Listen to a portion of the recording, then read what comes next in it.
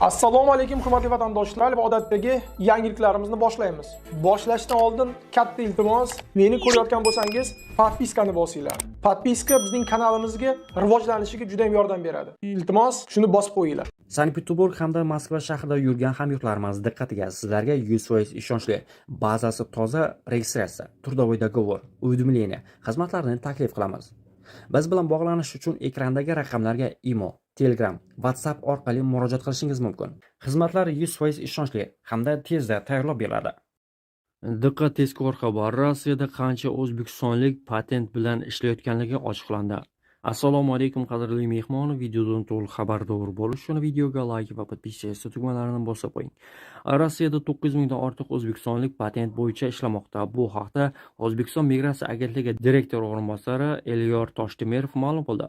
Unga ko'ra, Rossiyada 1.300.000 nafar O'zbekiston fuqarosi bo'lsa, ularning 1 millionga yaqini patent bilan ishlamoqda. Rossiya Federatsiyasi prezidenti migratsiya xizmatlari uchun davlat bojlarini oshiruvchi qonunni imzoladi. Yangi tariflar 2026-yil 27-iyuldan boshlab topshirilgan barcha arizalar uchun amal qila boshlaydi. Endi yashash uchun ruxsatnoma rasmiylashtirish uchun 30.000 rubl to'lash kerak.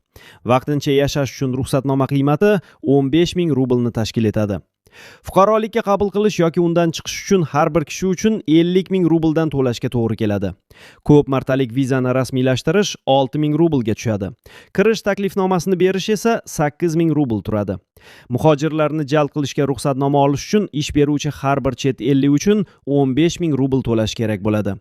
Ishlash uchun ruxsatnomaning o'zi 5.000 rubl turadi. Shuningdek, ikkita yangi boj joriy etilmoqda. VNJ yashash uchun ruxsatnomani almashtirish 6.000 rubl.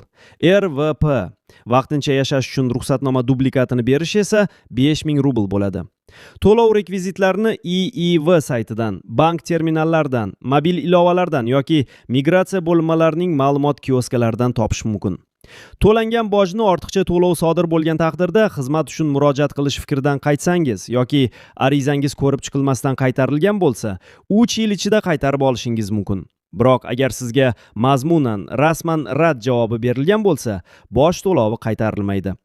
Pulni qaytarish uchun migratsiya masalalari bo'yicha bo'linmaga ariza topshirish va unga kvitansiyaning asl nusxasini ilova qilish kerak. Shundan so'ng mablag' 1 oy ichida qaytariladi.